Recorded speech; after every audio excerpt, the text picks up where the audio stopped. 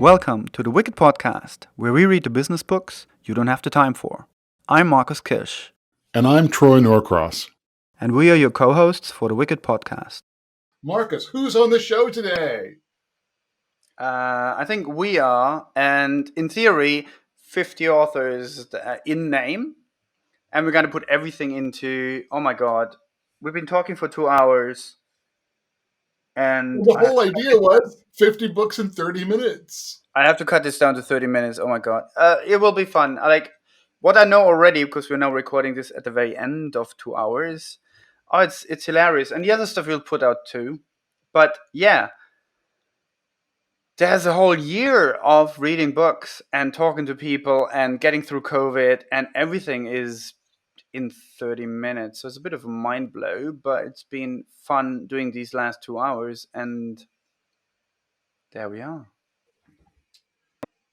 So I would like to send a personal thank you to each and every one of the authors who gave us such a huge amount of their time, their energy, their insights, that we can share them also with the rest of our listeners and the rest of your readers.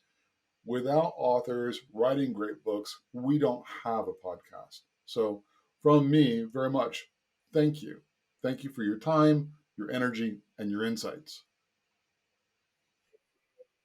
We're so grateful, and also because there's some authors who have been very lucky, been very successful, selling thousands and millions of books, and they gave up their time too. People like Tom Peters and others who were yeah, I talked to you guys, and we had no listeners at the time. I don't know, but everyone was very gracious, very lovely, gave us free time. We tried to, you know this, of course. We try to be very precious with people's time. We know what we're getting here. We know how precious time is. We try to ask very relevant questions, give everyone a good time, chilled out environment. And yeah, now we're at 50, and yeah, I'm also very, very thankful because the conversations we had were absolutely amazing and so much joy. And we know because we asked afterwards if people were happy with what we were doing, and we're very, very happy that most people have a great time with us, and so do we. So thank you so much, all the authors. Thank you for everyone giving us all the time, and all the listeners as well, to listen to whatever we're rambling on, because I know I'm rambling more than everybody else. But so thank you so much. So, 50 books. How in the world did we manage to get 50 authors to say yes and come and talk to us? And how grateful are we to have had the insights from these authors, not just about their books, but everything they've done in their lives and in their careers? Oddball question. What are your two favorite, most outrageous titles?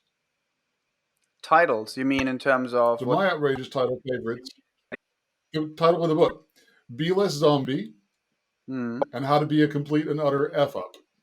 Yeah. I think those are kind of outrageous titles. What are your favorite outrageous titles? Well, I'm more, yeah, titles, that they're definitely on the top.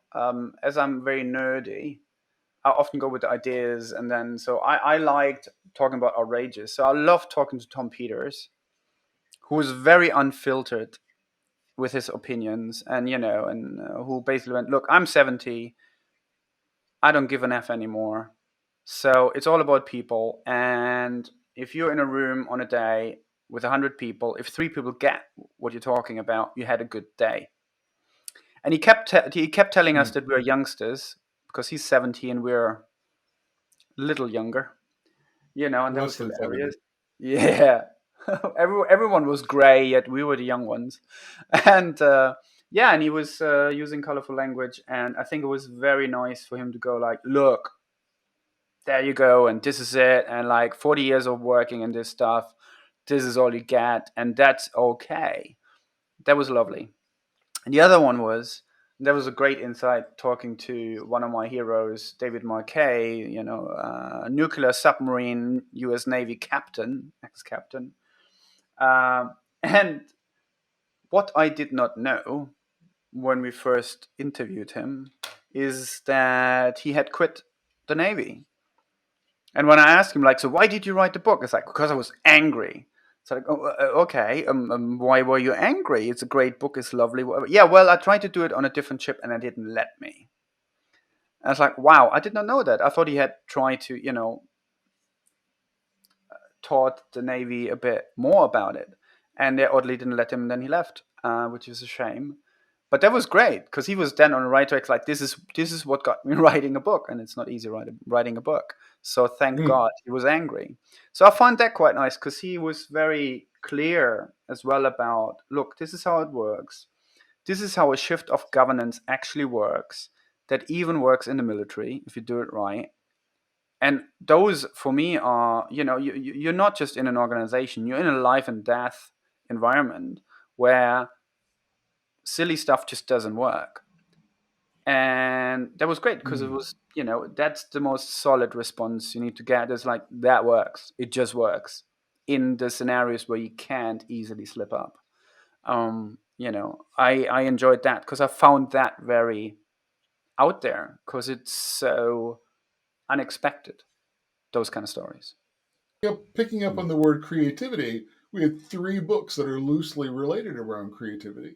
We Yes, had at defining least. creativity, we had the creator mindset, and as far as I'm concerned, the power of not thinking is a lot about creativity. Yeah. And so all three of them together tell an awful lot about what you just described about creativity, but in a space where they've got to be able to be creative and say, that didn't work, but in our discovery process, we found this. So this is really interesting, right? So now I'm slightly playing my creative background here, of course, or goes all the way back to design and art, which was interesting. Um, well, BA graphic design, and then did a lot of digital stuff, and then MA in something called computer-related design, and later called design interactions, which was Royal College of Art.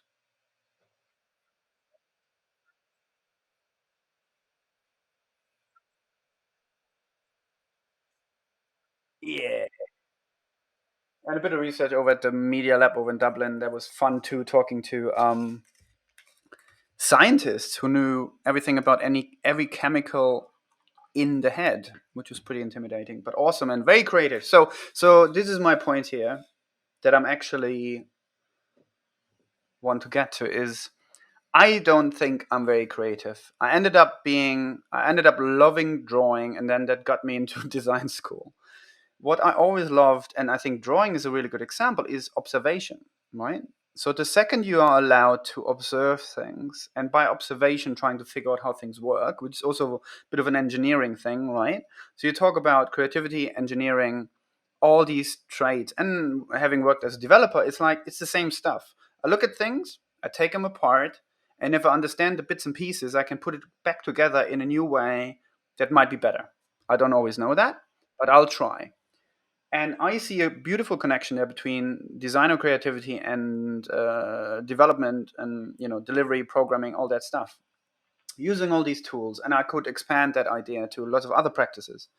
Being creative about it is that you take things apart, you analyze them, you put them back together, and you end up with something new that you can test. That's, I think, all I've done. I don't think I had a unique view on anything. I just looked at lots of different pieces, and I ended up connecting pieces that other people don't connect, and that was quirky, for some people interesting, and for some people worth an award. There you go. It's all just a point of view, but the interesting thing is that a point of view is based on, are you allowed to have a look, are you allowed to have a listen? So as a team, if you're allowed to have a bit more time, and I'm starting to like to say is like, if companies, instead of spending 1% on listening, learning, and looking, and spending 10% on listening, learning, and looking, I would say they get 100% more effectiveness in what they're trying to do. So creativity for me is just having the time and the luxury. And I think artists is a lifestyle and a profession where you do that 100% of the time, having a different look, different view and connecting different bits and pieces together. And I think organizations could do that too.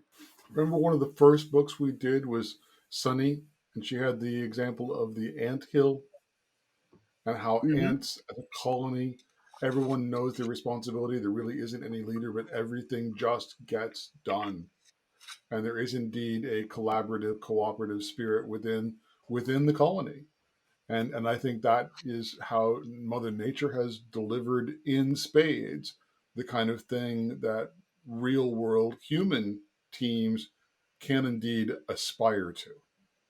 Yeah, but you know what's needed for that, right? Tell So, me. as much as they have maybe a queen that lays eggs, which is fine. So there's a certain direction there, or it just it's just it. Well, if you look at the eggs, it's basically a supply of resources. Really, that's all it comes down to. But beyond that, be it in a beehive or be it in an anthill, you have this amazing, effective level of communication. So it's either these chemical markers that I think the ants are distributing, or it's the wiggling of the bum that the bees are doing, and they have this sussed out.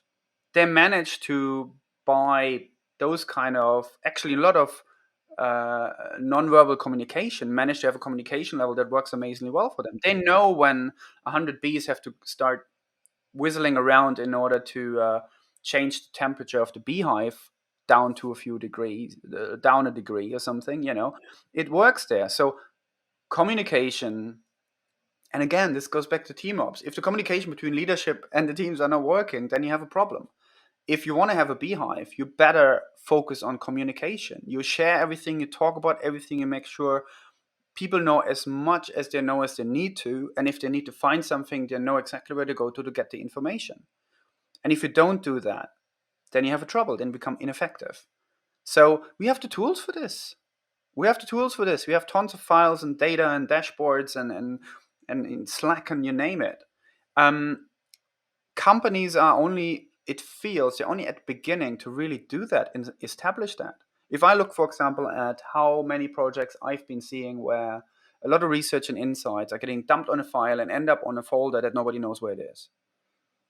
Start with that. And I've seen teams who are really heartbroken about that when we went into an ideation shop. We went 20 ideas, prioritized them down, and we had to pick the first two or three max. And they were like, "Oh, you're gonna dump all the other stuff." So like, no, no, no, no, it's gonna sit there, and you know where it is, and there you go, and make sure it's there, and it stays there. They were like, "Yeah, but normally we discard stuff, and then we'll never see it again, and we spend a lot of work, blood, sweat, and tears on it, and it disappears, and we don't want to have this." It's like, well, you don't have to do this anymore because it's digital, it's data, it can sit there forever, it doesn't deteriorate, it's not paper or whatever. But it took, in one project, a lot of convincing and creating trust to the team to say, no, you can come here in 6 months time or a year, pick another idea and test that one because it's going to be still here. So, the question I was going to ask, and I'll ask again, is what are the core principles of team ops? Our principle are that, from what I've seen over the last 20 years, is that leadership and the teams or the people in an organization need a new relationship because there's a massive gap, and it still goes back to the Industrial Revolution, and it's not been closed. So with the 50 books we've now been reading, and I'm sure there's hundreds of more, they all cover either leadership or they spend a lot of time ideating around or the delivery part, right? Okay. And nothing, there's very, very few, if anything, that consciously seems to combine these and say, hey, hang on a second, there's a gap in between. Why is no one filling that?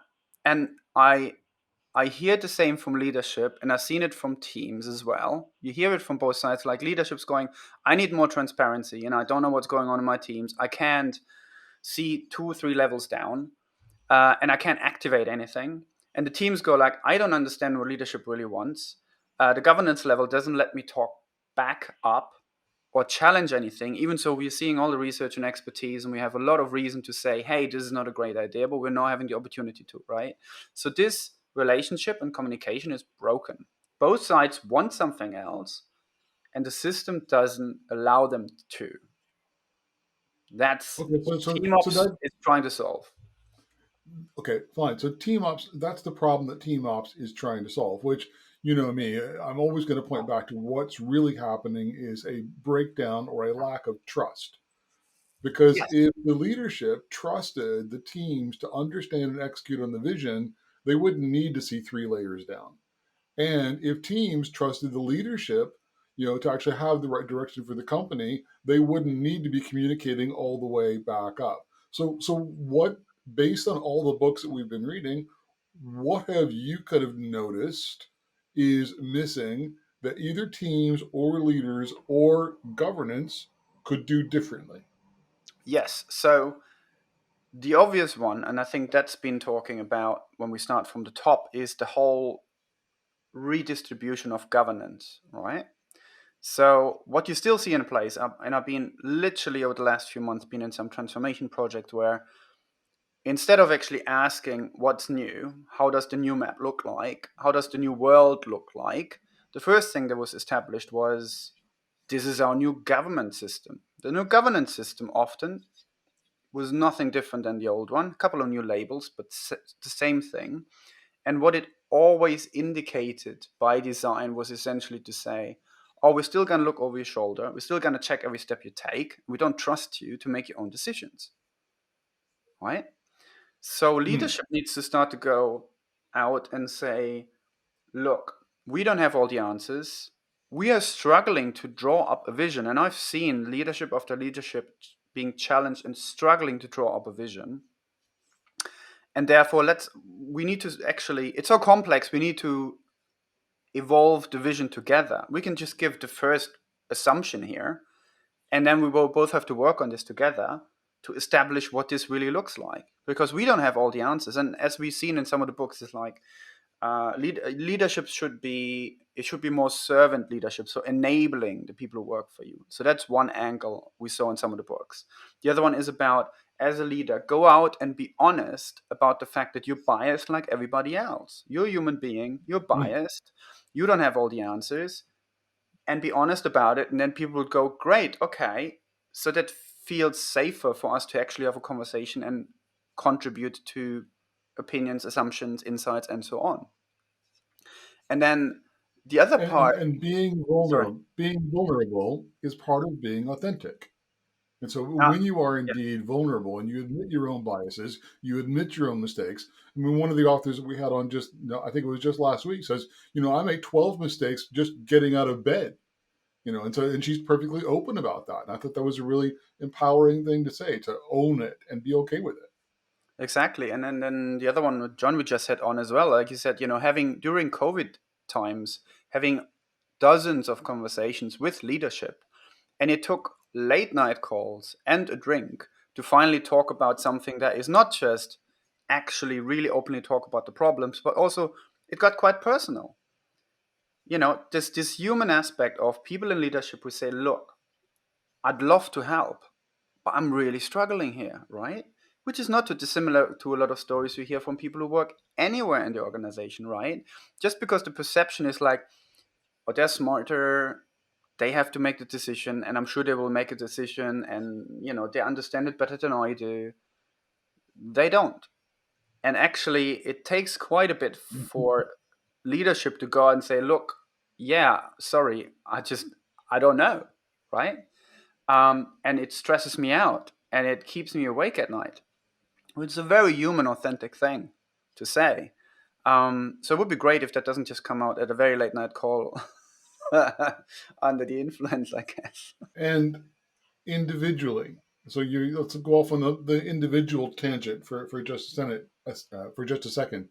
Um, the Agile Career, a great book. Hmm. More than just my title, and I think you actually had a really Yes, good kind yes, of yes. working session, with Sarah Beth after that. You had some really, really interesting things, and the connector's advantage. How do you work as an individual? So not all of these business books that we read in the last year were totally kind of team centric. Some of them were focused on how you as an individual can be better within the team. So how does team ops look at the individual and not just as at the team? So I think that's just, and that goes along as well with think big as well. Using behavioral science to actually enable yourself to have bigger ideas and trust yourself more and have a process to get to certain values and benefits you can create and how to make your own life richer. So I think, yeah, interestingly, it's very connected. And we're not talking Myers Briggs anymore, right? So the whole thing about Hmm. we were same with Perry Timms as well, talking about HR and a different new approach to how do you describe roles and responsibilities. I think, over the last 20 years, if there's one thing that's true, is that um, people are struggling to write new job descriptions for people. And Hmm. I literally today had an interview in the research project I'm doing in where they were like, we're really struggling describing this new position we need because it needs to be a superman or a superwoman or a super person, because there's so much stuff they need to be able to do. And oddly enough, a lot Hmm. of it had to do with, if you look at Google's project Aristotle, it's like a lot of soft skills, a lot of facilitation skills, a lot of skills that bring things and people together to more holistically understand stuff. So, it's the whole polymath thing. And actually, this week we're going to have a recording around polymath and what they mean today. So the whole era of the specialist is sort of a bit disappearing. And I know I shed all my 50 LinkedIn labels a couple of months ago to reduce it back to 3 because I find it really weird that even when I used 50 different labels for a lot of job descriptions and other opportunities, I only covered 3 out of 10.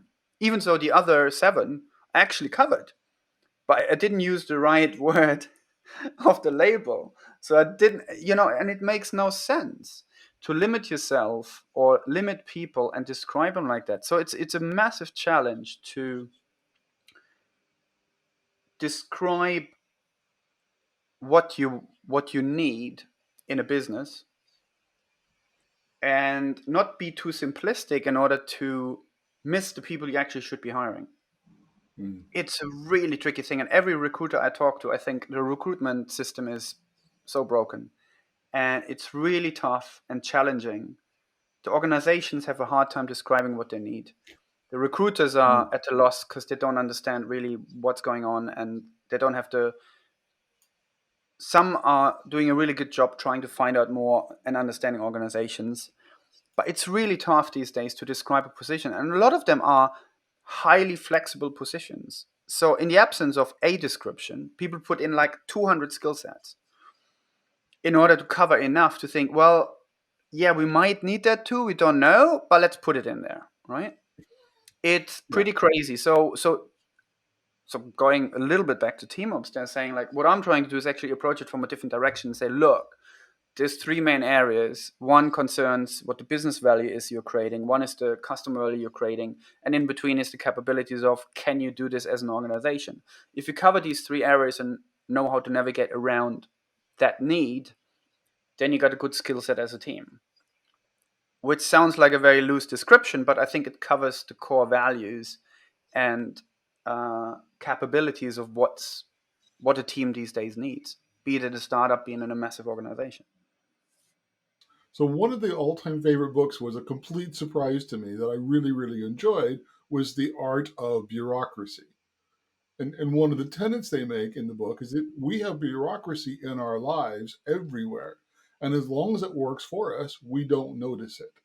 It's only when bureaucracy frustrates us or creates friction that we notice it. And I think that when you talk about governance, it is a form of bureaucracy. Yes or no? Exactly. So, and as Mark from Amazon nicely said, and I think it will screen after this conversation, that episode, is that, yeah, there's a good side to it and a bad side to it, right? And the good side makes sense because we need some guidelines or guide rails and certain things, and then it's really positive. Because otherwise, you can never get a group of people together not working towards certain principles and certain guidelines. You can't do that. It's chaos. Um, but on the other side, yeah, if you're too much relying on that, you don't take responsibilities anymore, and then you're getting into all sorts of troubles, right?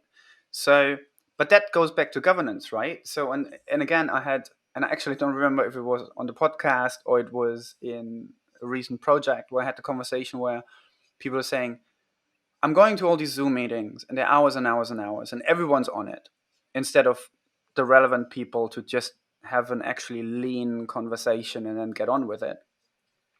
Everyone talks all the time. Everyone's giving their opinion. Oddly enough, the second someone decides, Peter Drucker, a decision isn't made unless there's a person associated with it, responsible for it, a time given, and what actually needs to be done. The second there's a responsibility attached to a person, so like, okay, are you doing this? Yes, I'm doing it. Great. That shuts down most people in the conversation, and suddenly the people who before were really happy to give their opinion and it was an hour-long conversation suddenly step back and the relevant people start talking and then quickly get to something. And that's governance, redistributing, attaching, and saying, yes, that's okay, take responsibility, let's go with it.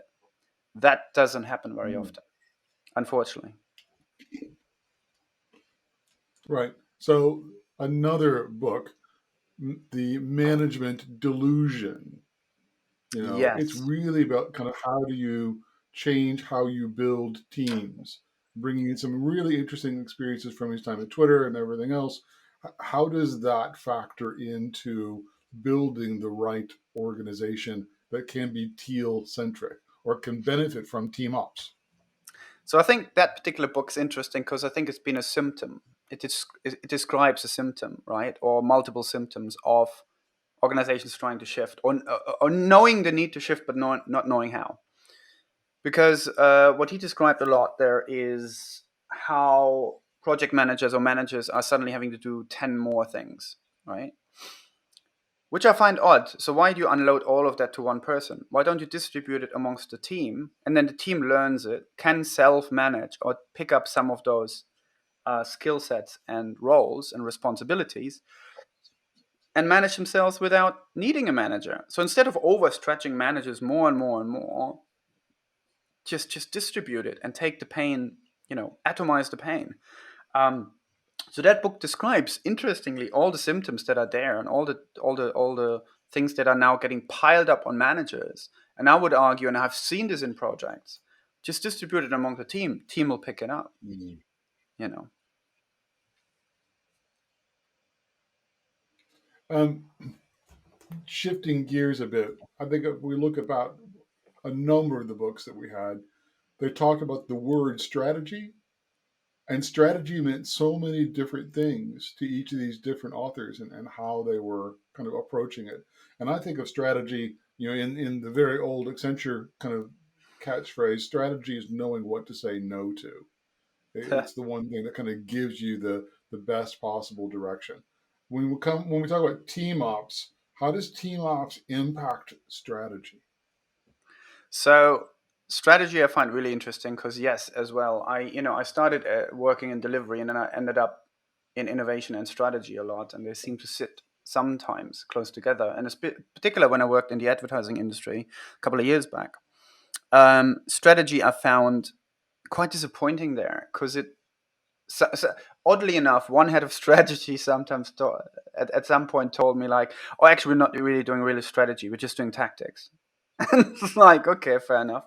Mm. Because what I found there was that the level of research and data we got in, and the insights we got in that we used in strategy, I found so top line that they were just not worth their money. Things like, oh, it's really important to see now that the young people are watching less TV and they're watching more their mobile phone and YouTube. It's like, oh, gee whiz, why would you just spend 15 grand on that insight? You could just look out of the window literally and that is going on. So it was all a bit weird and not very insightful. And I found it really odd. Mm. But then again, I looked at it and saw where strategy is sitting, which is very close to the top and very early in the process of often a very waterfall process. And then you understand that, well, you're so far removed from reality of what's happening on the ground, close to the customer, that you're far removed. You don't see the detail. You don't see the problem that's going on every time and the personalization and level of detail you actually need to understand how to move, what to do, and what to risk next. Um, and so TeamOps gets me quite into that because what I see there's an interesting disconnect yet again between the strategy teams that sit very close to leadership, very uphill, so to speak, or upstream, as they say, and then the strategy or insights and research that happens all the way down with customer service and somewhere close to the product, and they every day see like, oh, this is what customers are actually doing, this is how they're actually thinking about it, because we're hearing it straight from the horse's mouth. And then all of that insight rarely manages to feed back up. And that I find really odd, because there seems to be a gap in the learning cycle to say, well, everything that comes up from the field should all feed back into this. And I have rarely seen a organization that actually connects these things back and builds a learning cycle. So this is it for our special number 3, and thank you for listening. And you could see there's some interesting stuff there, and please keep paying attention to our releases, because some of the other 3 hours that we recorded for our special will be coming to a podcast near you and on YouTube very, very soon. Until then. You've been listening to The Wicked Podcast with co-host Marcus Kirsch and me, Troy Norcross. Please subscribe on Podomatic, iTunes, or Spotify. You can find all relevant links in the show notes. Please tell us your thoughts in the comment section and let us know about any books for future episodes. You can also get in touch with us directly on Twitter on @WickedandBeyond or @Troy_Norcross. Also, learn more about the Wicked Company book and the Wicked Company project at wickedcompany.com.